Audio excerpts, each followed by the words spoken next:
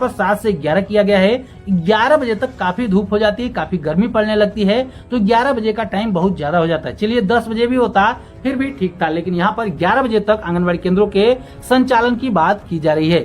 लेकिन अभी भी कई ऐसे राज्य हैं, कई ऐसे जिले हैं जहाँ पर इतना भी बदलाव नहीं किया गया। अभी भी पुराने टाइम टेबल के अनुसार ही कड़ी धूप में आंगनबाड़ी केंद्रों को खोला जा रहा है, बच्चों को बुलाया जा रहा है। अगर बच्चे वहां पर नहीं पहुंचते हैं तो आंगनबाड़ी कार्यकर्ताओं के ऊपर प्रेशर डाला जाता है कि बच्चे क्यों कम उपस्थित हो रहे हैं। तो ये दोहरी मार आंगनबाड़ी कार्यकर्ताओं को ही झेलनी पड़ती है। एक तरफ वो परिवार की तरफ से जो अभिभावकगण है वो कहेंगे कि हम अपने बच्चों को इतने कड़ी धूप में नहीं भेजेंगे, दूसरी तरफ प्रशासन की तरफ से उनके ऊपर दबाव आता है कि आपके आंगनबाड़ी केंद्र पर बच्चे कम क्यों आ रहे हैं। तो इसको देखते हुए आंगनबाड़ी कार्यकर्ताएं लगातार हर एक राज्य, हर एक जिले में मांग कर रहे हैं कि आंगनबाड़ी केंद्रों में इस भीषण गर्मी के चलते छुट्टी की घोषणा कर दी जाए। जहां पर हो चुकी है उसके प्रशासन को हम बधाई देते हैं, धन्यवाद करते हैं, लेकिन सभी राज्यों के सभी जिलों के प्रशासन से अनुरोध करेंगे कि सभी जगहों पर जब तक गर्मी पड़ रही है, जब तक स्कूलों में आप छुट्टी की घोषणा किए हुए हैं, तब तक आंगनबाड़ी केंद्रों के बच्चों को भी छुट्टी दे दी जाए। हम उम्मीद करते नमस्कार, पुनर्बार আহিছোঁ আপোনালোকৰ মাজলৈ। আজি আকৌ এটা ভিডিঅ' লৈ আহিছোঁ। সকলো ভালে আছে চাগৈ। বৰ্তমান ময়ো ভাল বেয়াৰ মাজতে দুমোজাত সোমাই থকাৰ দৰে আছোঁ। ভাল বুলি ক'ব নোৱাৰি, অন্তৰত যিহেতু মাৰ চিন্তা এটা সোমাই আছে আৰু দেউতাৰ চিন্তাটোতো আছেই। দেউতা একেবাৰে আমাৰ মাজৰ পৰা নাইকিয়া হৈ গ'ল, সেইটো দুখটো সদায় থাকিব। তাৰ পিছতে মাৰ আকৌ এনেকুৱা এটা নভবা নিচিন্তা কণ্ডিশ্যনে আমাক একেবাৰে গোটেই জড়িত কৰি পেলালে, গম পাইছেনে? বহুত বেয়া লাগিলে, মানে লগতে ইমানখিনি মানে সমস্যা একেলগে মূৰত সোমাই গ'ল। সমাধা কৰিবলৈ যেন ৰাস্তা বিচাৰি নাই পোৱা এনেকুৱা লাগি গৈছিলে। তথাপিতো ভগৱানক চিন্তা কৰি আমি এটা এটাকৈ আগবাঢ়ি গৈছোঁ আৰু আপোনালোকৰ যদি অকণমান আশীৰ্বাদ পাওঁ তেতিয়াহ'লে নিশ্চয় আৰু আগবাঢ়িব পাৰিম। এতিয়া মাৰ বাহিৰত দেখাৰ পৰা সকলো সুস্থ হৈ আছে, কিন্তু যেতিয়া অপাৰেশ্যন কৰিব, অপাৰেশ্যনৰ পাছত যেতিয়া মা ভালদৰে সুস্থ হ'ব তেতিয়াহে আমি 100% ছাকচেছ হৈছোঁ বুলি ক'ব পাৰিম।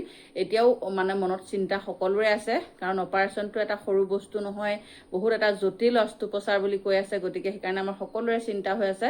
বাৰু যি নহওক, আপোনালোকেও আশীৰ্বাদ কৰিব মাৰ যাতে সুকলমে এই অপাৰেশ্যনটো ছাকচেছ হয়।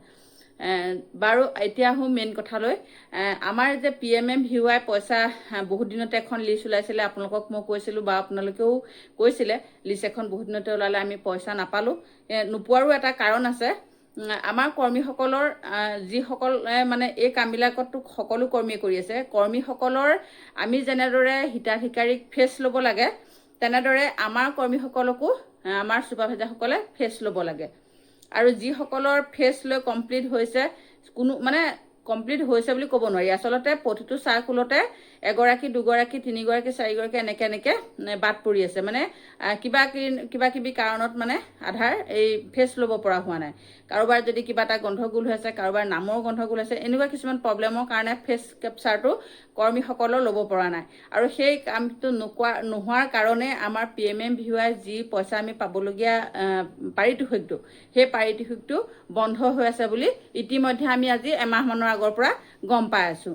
এতিয়া আকৌ আমি নতুনকৈ এটা কথা খবৰ পাইছোঁ, কিমান দূৰ সঁচা এই কথাটো, কিমান সঁচা আচলতে প্ৰেক্টিকেলি হ'লে গম পাম। কিন্তু আমি জনামতে এতিয়া আধাৰ চিডিং কৰিবলৈ দিছে তৎকালীনভাৱে আমাৰ কৰ্মী সহায়িকা সকলোকে। আধাৰ কাৰ্ড, বেংক পাছবুক আৰু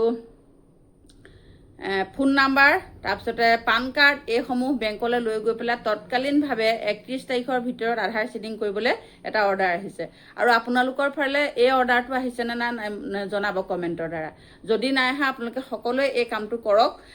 মানে অফিচিয়েলি আপোনালোকক সকলোকে ক'ব। তথাপিতো মই যেতিয়া কৰিছোঁ, ডেটটো পাৰ হৈ যাবও পাৰে, মই যেতিয়া কৰিবলৈ আগবাঢ়িছোঁ বা সোমবাৰে কৰিম, আপোনালোককো জনাইছোঁ। আপোনালোকেও মানে আমাৰ কিছুমান কাম এনেকুৱা হয়, কাইলৈ কামটো লাষ্ট ডেট হ'ব আৰু আমি আজি খবৰ পাওঁ, আমাৰ তেতিয়া কি হয়, আমাৰ দৌৰাদৌৰি লাগি যায়। গতিকে সকলোকে আগতীয়াকৈ সেইকাৰণে মই কৈ দিছোঁ যে আপোনালোকে এই কামটো কৰক। আধাৰ চিডিং সকলোকে কৰিবলৈ দিছে, যিসকলে খবৰ পাইছেতো কৰিছে, আৰু যিসকলে খবৰটো এতিয়ালৈকে পোৱা নাই আপোনালোকে সকলোৱে আধাৰ চিডিং কৰক। এতিয়া সেই কামটোতো হৈ যাব। আৰু লগতে দৰমহা বোলে আধাৰ চিডিং কৰিলেহে আমাৰ নেক্সট মাহৰ দৰমহা সোমাব। আধাৰ চিডিং নকৰিলে দৰমহাৰো খেলি মেলি হ'ব বুলি আমি জানিব পাৰিছোঁ। তাৰপিছতে আহিলে আমাৰ গৰম বন্ধ। এতিয়া আমি যোৱা মাহত আমাৰ গৰম বন্ধ আমি মূৰামূৰি সময়ত এটা আমি আমাৰ প্ৰেছ মিট যোগে আমি মুখ্যমন্ত্ৰীলৈ আহ্বান জনাইছিলোঁ যে আমাৰ গৰম বন্ধটো লাগে। কিন্তু সেই গৰম বন্ধটো আমি মানে খবৰা খবৰি কৰা ইতিমধ্যে বহুত পলম হ'ল। পলম হোৱাৰ কাৰণে আমি সেই কামটোত মানে ছাকচেছ হ'ব নোৱাৰিলোঁ, মানে প্ৰচেছিংটো হাতত লৈছোঁ। আৰু এইবাৰ ভাবিছোঁ আগত যিহেতু জুন মাহটো আছে আৰু আমি এতিয়াৰ পৰাই যদি এই প্ৰচেছিংটো আমি হাতত লওঁ, তেতিয়াহ'লে জুলাই মাহলৈ নিশ্চয় আমাৰ কিবা এটা নহয় কিবা এটা আমি সুফল পাবলৈ সক্ষম হ'ম। সেয়েহে ক'ব বিচাৰিছোঁ, আপোনালোকেও আপোনালোকৰ প্ৰত্যেকখন জিলাৰে আপোনালোকে আলোচনা কৰক। এখন জিলাৰ পৰা যিকোনো সমস্যাটো উত্থাপন কৰিলে সমাধা কেতিয়াও নহয়। গতিকে সকলোৱে মোৰ ভিডিঅ' যিসকল বান্ধৱীয়ে চায়, আপোনালোকে অকণমান সহযোগ কৰক, অকণমান আগবাঢ়ক। যিসকলে আগবাঢ়ি ওলাই থাকে সেইসকলে অকণমান লিড লওক, যাতে আলোচনা কৰক। আৰু আমি গৰম বন্ধটোৰ বিষয়ে আমি মুখ্যমন্ত্ৰীক দৰকাৰ হ'লে লগ ধৰিম। কাৰণ আমাৰ এমাহেই লাগে, যদিও এমাহ তেখেতে নিদিয়ে তেতিয়াহ'লে আমাক 15 দিন হ'লেও দিয়ক। কাৰণ কণ শিশুসকলে এই যি এটা গৰম, আজি 3 দিনমানৰ আগত যিটো গৰম পৰিলে, সেই গৰমটোত শিশুসকলৰ কাৰণে একেবাৰে মানে সহ্য কৰিব নোৱাৰে।